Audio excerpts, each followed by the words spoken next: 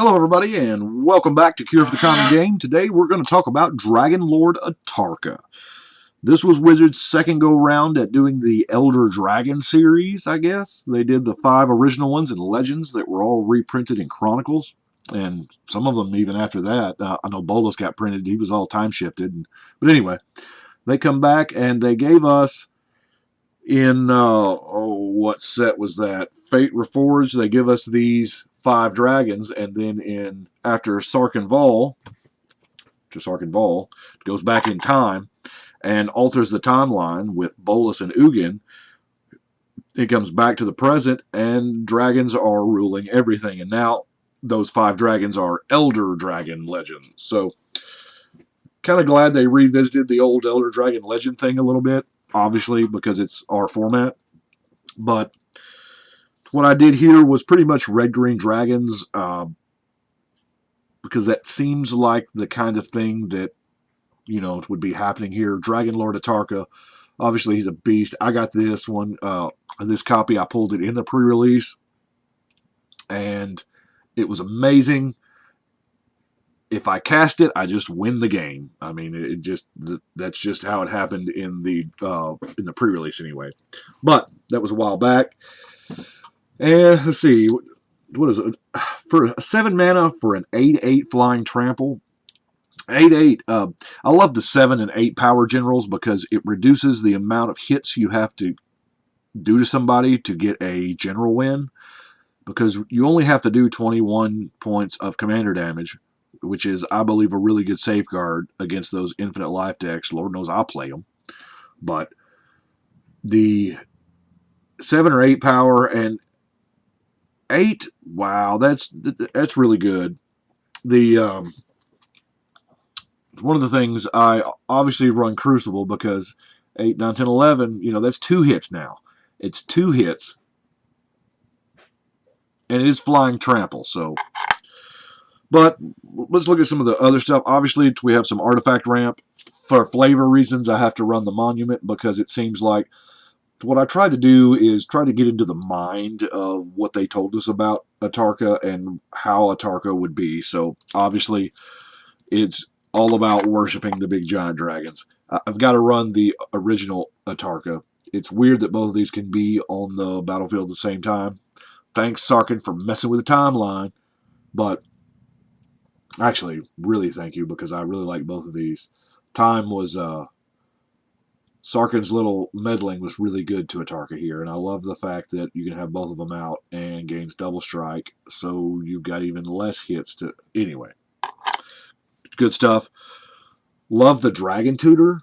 Now, I would like this to be a thing and go on.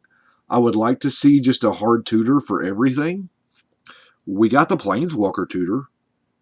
So, where's our Demon tutor and Elf tutor? Well, okay, we kind of have already a Demon tutor, but the just straight out tutors for specific things, I'm guessing that we're gonna get them as we go there, as they matter. Talk about some ramp here. That's mainly what my green here is ramp. But I want to talk about, I don't need to talk about explosive vegetation, Kadama's Reach. Y'all know what that does. But I want to talk about burgeoning. Now, it's decent, but it's not amazing. It's good at what it does, but let's face it, unless there's a board presence and everybody's drawing just an amazing amount of cards, you're going to play burgeoning, and it's only going to be good the first round or 2 it's out. So, I like it because in my particular play group, we have a lot of people love all those extra card draws. So that's why I love burgeoning. Last week, I saw one of the guys. He turned one out a burgeoning, and just I was one of the people that was making everybody draw cards, and he just abused it all game long. So burgeoning's good, but if you get any use of it beyond the first couple of rounds, then you've got yourself some value.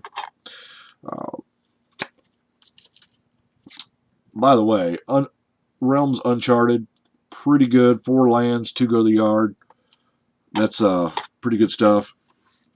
Now, Frontier Siege, obviously, we both of these are actually. I mean, I have chosen cons maybe once, but I think I've chose dragons every other time, simply because your guys are big. They're dragons, and the ability to just selectively destroy stuff, make them fight. Dragons be fighting.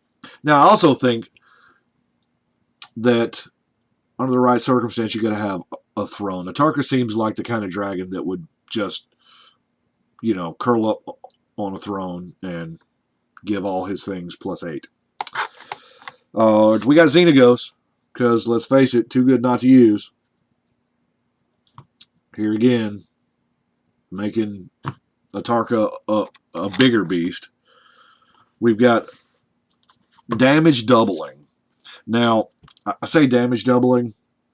This gives your creatures a first strike, which is really good. Or, double strike. Obviously, so does Rage Reflection. And Gratuitous Violence. It's kind of red mana heavy, but I think these are all better than giving everything it.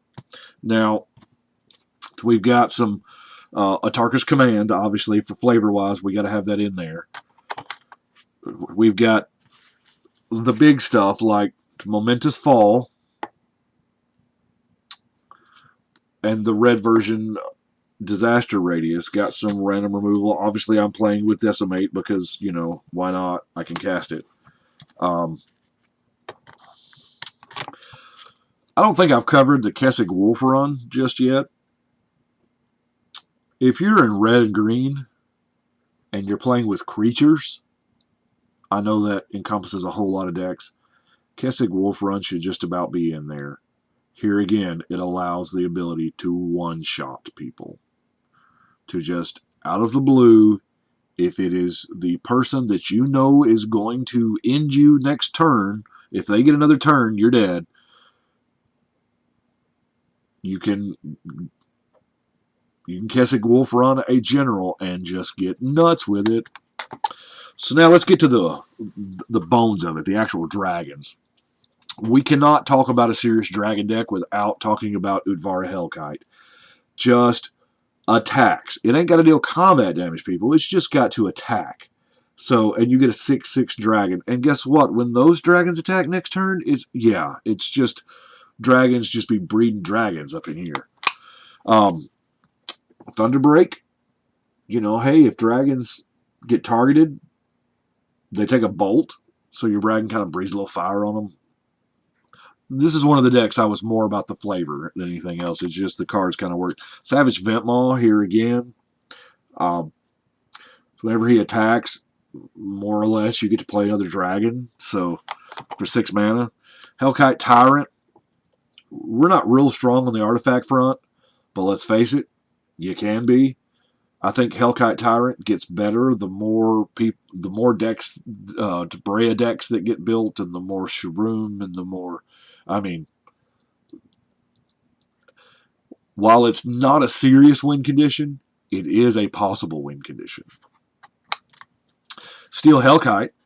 I'd love to destroy things, and I love to, have dragons, obviously.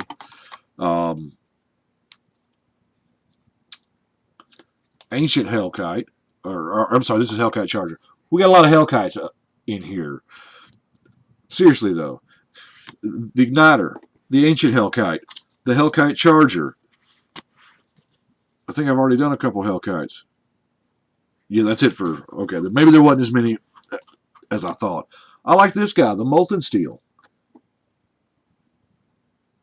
He has Phyrexian Fire Breathing, which is neat. It's unique. What's better than fire breathing? What I call team breathing. Wow, to give your entire team... There's a reason why this guy's mythic.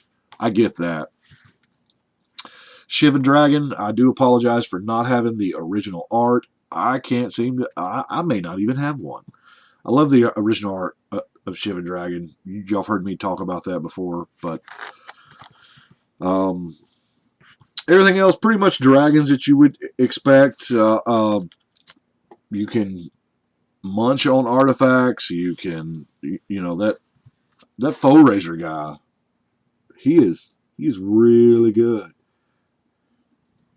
Especially with the guy with the enchantment where you fight, so they'll both anyway. He's just a fighting beast. Um, Love the Destructor. I mean, yeah, he's only 4/4, but destroy target non-creature permanent. Wow. Well, that is what I have got for Mr. Dragonlord Atarka here. As I said, this deck was more about the flavor of Atarka than just